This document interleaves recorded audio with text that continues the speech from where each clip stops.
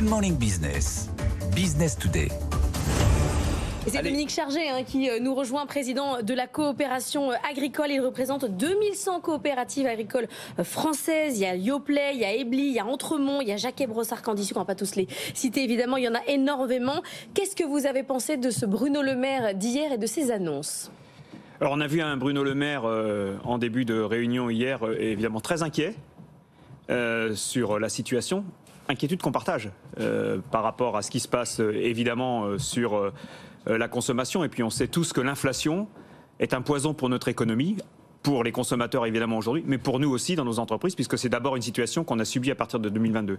Et puis on a vu un Bruno Le Maire extrêmement déterminé, ce qu'on peut comprendre aussi pour essayer de trouver des solutions, ou en tout cas faire en sorte que la situation dans laquelle nous sommes soit la mieux expliquée sans doute d'une part, et ensuite la plus indolore possible. Mais alors, vous savez que dans ce débat entre les industriels de l'agroalimentaire d'un côté et la grande distribution de l'autre, chacun se renvoie la balle. Beaucoup de distributeurs, Alexandre Bompard lundi, dit c'est la faute des industriels, ils n'ont pas répercuté dans leurs prix assez vite la baisse du coût d'approvisionnement et des matières premières. Est-ce que c'est votre cas ? Est-ce que vous vous sentez visé quand Bompard dit ça, par exemple ? Alors moi, je représente les entreprises coopératives. Ce sont des entreprises des territoires qui travaillent exclusivement avec de l'approvisionnement des agriculteurs qui sont les propriétaires de ces coopératives. Donc je transforme la production agricole des agriculteurs français en alimentation, l'alimentation que vous avez au quotidien. C'est important de le dire.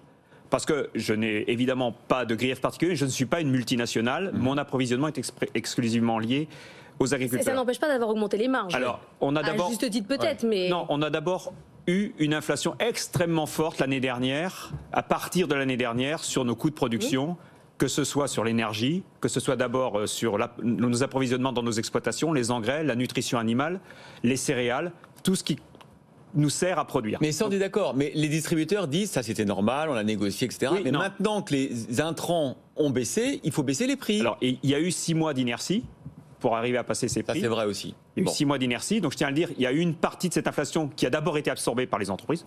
C'est tout à fait, j'allais dire, c'est acquis. Classique. La question n'est pas de se rattraper aujourd'hui. La question est, dans mon exploitation aujourd'hui, j'ai toujours des coûts de production qui sont impactés par l'économie, ou en tout cas l'inflation qu'on a eue. C'est ce que disait Jean-Marc, c'est que les prix, comme le blé par exemple, les œufs, ils n'ont pas baissé, ils sont stabilisés. Alors pourquoi le blé par exemple ? Parce que le blé est une production qu'on récolte une fois par an, et jusqu'ici, on était sur la récolte de l'année dernière qui avait été impactée. Autre exemple, j'ai semé des céréales, j'ai récolté des céréales. Ces céréales, je les ai produites avec des engrais dont le prix a été multiplié par 3 en 2022 et 2023 par rapport à 2021. Donc maintenant, effectivement, l'économie qui s'est restabilisée, ou en tout cas on a retrouvé une certaine stabilité, même si ça reste tendu en mer Noire, parce que tout ça vient quand même des tensions qu'on a eues en mer Noire. On a retrouvé une certaine stabilité, j'allais dire un peu plus de sang-froid derrière les événements. Mais, je tiens quand même à le dire, il y a des coûts qui resteront, je ne sais pas si c'est de manière définitive, mais qui resteront dans nos comptes d'exploitation. J'en cite 2. L'énergie reste quand même quelque chose qui nous coûte aujourd'hui 2 fois plus cher que ce que ça nous coûtait il y a 2 ans. Je citais l'exemple, le gaz par exemple qu'on payait entre 15 et 20 euros le mégawatt, qu'on paie aujourd'hui plutôt 40. Et les salaires qui, évidemment à juste titre, ont aussi pris 10% en moyenne dans nos entreprises, et c'est tout à fait normal, mais qui resteront aussi des coûts structurels. Donc ce que je veux dire par là, c'est qu'effectivement, il y a une inflation qui se stabilise, qui probablement va décroître à partir de 2024. En revanche, il y a quand même des coûts qui vont être structurellement aujourd'hui enregistrés. Mais donc ce que vous nous dites, c'est que la baisse des prix, à part sur un yaourt précis, sur un produit précis, ça ne va pas être possible. Alors, évidemment que si, et on va y regarder. En revanche, moi, l'engagement qui a été pris, et j'y tiens, c'est que ça ne se fasse pas au détriment ou aux dépens des filières agricoles et des agriculteurs français. Pourquoi ? Parce qu'on est déjà dans une situation très difficile. Cette situation nous amène à quoi ? Elle nous amène à constater évidemment une certaine déconsommation, mais surtout une descente en gamme. Ça veut dire que tous les efforts faits par les agriculteurs depuis maintenant 3 ou 4 ans pour monter en gamme, à la demande des citoyens, à la demande des pouvoirs publics, à la demande des leaders d'opinion, ont été faits. Et aujourd'hui, je vais quand même vous dire quelque chose qui me marque beaucoup et qui m'inquiète. Je suis producteur de volailles label.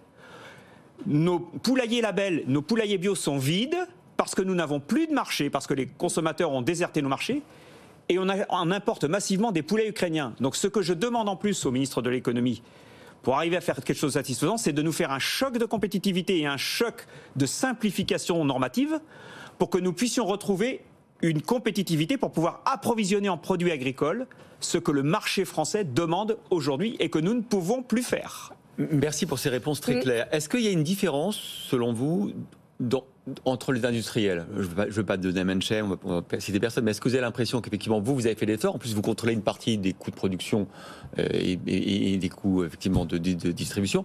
Est-ce que vous avez l'impression que les grands groupes, les multinationales, ont vraiment davantage augmenté les marges que vous?